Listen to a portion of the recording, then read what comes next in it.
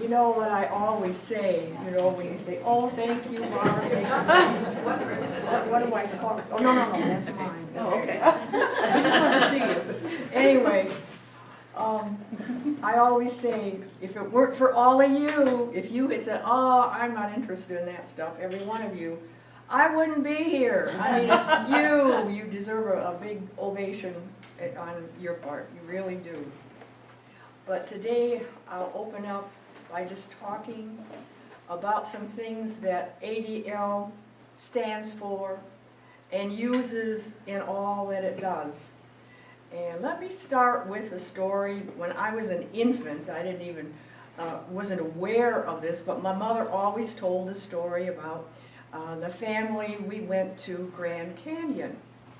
And they were standing there, my mother and dad, and I was there too, I'm sure, but I don't remember it.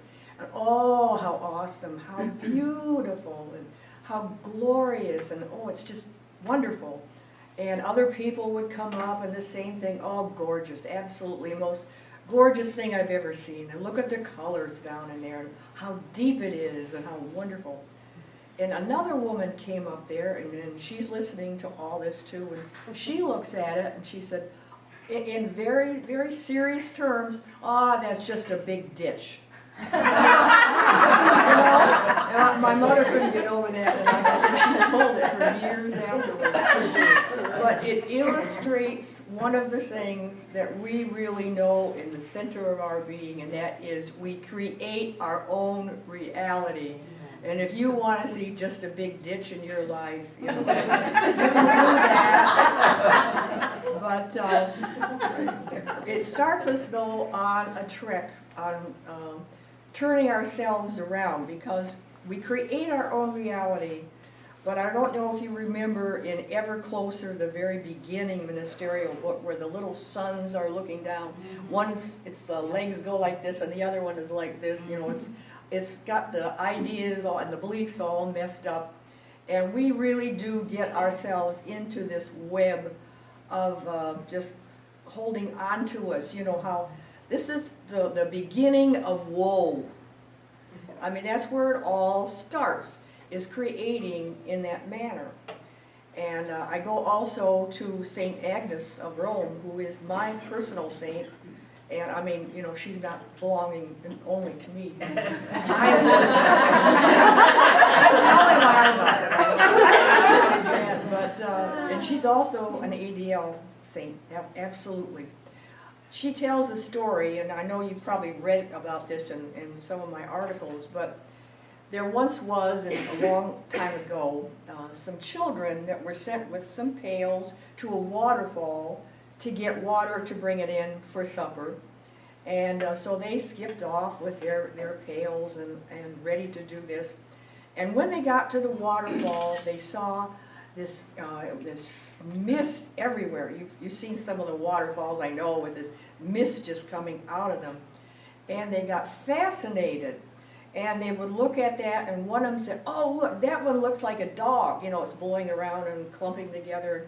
And that one over there said, oh, that looks like an old man over there.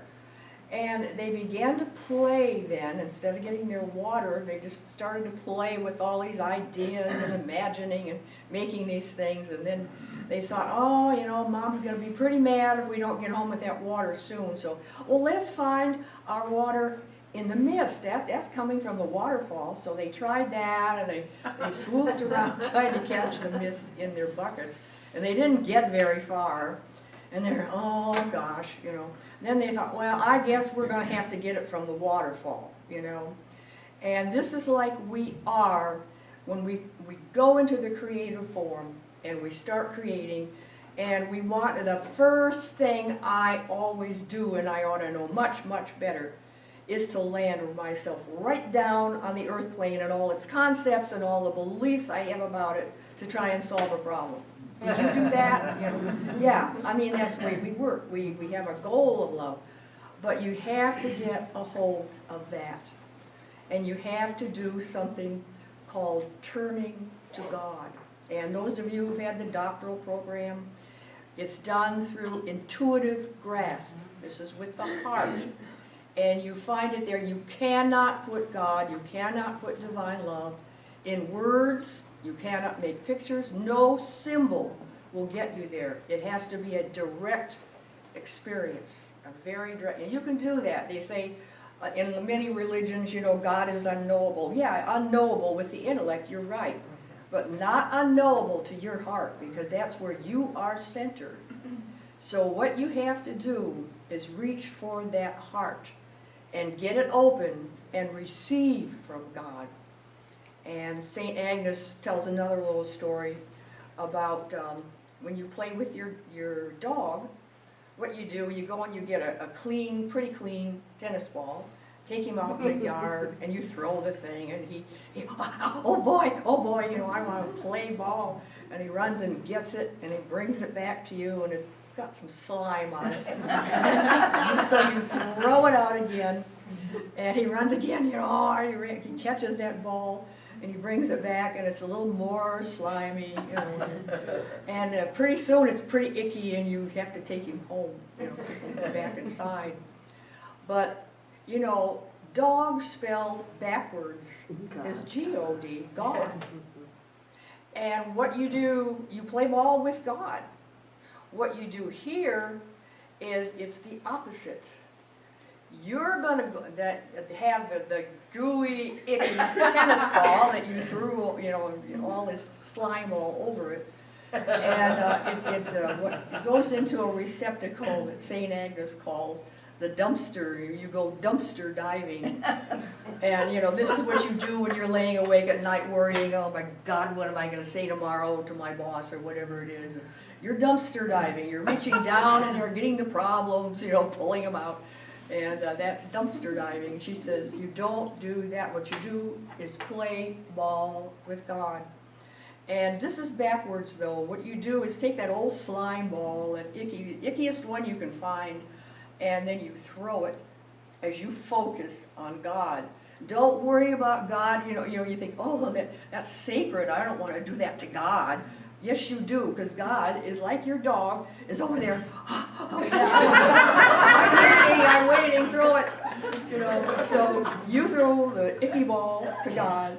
God catches it, and God throws you a clean new ball. Every time, absolutely every time when you do that, it will happen. So when it's me, I have to stop myself and say, oh no, I got to go to God. You know, what am I doing here? Not doing it. And I have to stop myself in midair and do that, and the problem dissipates. It really, really does. I can't believe it. Stuff I thought would never go away. I mean, it was ingrown in the people I was dealing with. Melted. It really, really works. So this is what we need to do. We need to do these two things. Realize that we create our own reality. And sometimes I think we're not always aware of that. We look to outer circumstances, but there, you know, if it's a big ditch or a beautiful canyon, you know, that's within the person, that's within you. So you create that reality, and then you deal with it knowing that the only real thing is God. Love is God/divine love. If you say divine love, it's kind of abstract, and God is more personal. And I can tell you that when I got into this deeply, God is a person. There is a presence there. There really is a loving father, mother, brother, sister, God there, pressing constantly, all the time. Never. There's not any time in God. It's always with you. And you don't have to earn it. You don't have to work and, you know, stop sitting and, oh, I am a sinner and all. You don't have to do that. All you need to do is turn toward the God and receive your tennis ball or whatever, you know, what you really deserve. That's the second thing. And of course, the third thing is you turn around, and we're all, this is what we're best at, is using the greatest degree of love in life day to day. You know, everything that we encounter. Even if you just start yourself off in the morning, you know, with a little affirmation that I'm going to use the greatest degree of love today, even though I feel like hell or whatever, you woke up, you know, didn't sleep much or whatever. But have that as your goal. So what I want you to do now, I want you to relax and kind of get into a meditation. Shut your eyes if you want to, open them if you don't want to, if you don't want to shut them. And I want you to go into the dumpster and I want you to grab one of your icky balls. I recommend the ickiest one, you know. And we've all got some of those, okay? Now I want you to focus on God, on love. Open your heart and focus on God, just like you might watch a TV program and just watch God. Open up, open that heart. You'll feel it opening. Throw your icky ball to God. Now you have to wait and let God throw back to you. This is what a lot of people don't do. They forget about when they are getting rid of things. You don't just throw to God. You get what's coming to you from God. With your heart open, it's going to come in. I can feel it coming into mine. You will feel it. And it's going to last. We're going to work on keeping that flow going.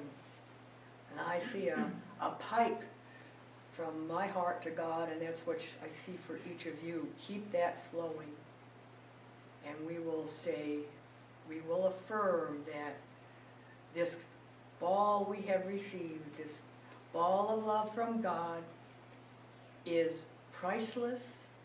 It is totally perfect and clean. And it's ours, people, ours to use. And God bless you. I'll say God bless you. You can return to our room now and become physical again. Okay. Do you take it up from here? Or? I think. Yeah. Or, yeah. Are you finished? Yep. Thank you, Bob. Thank you, Bob.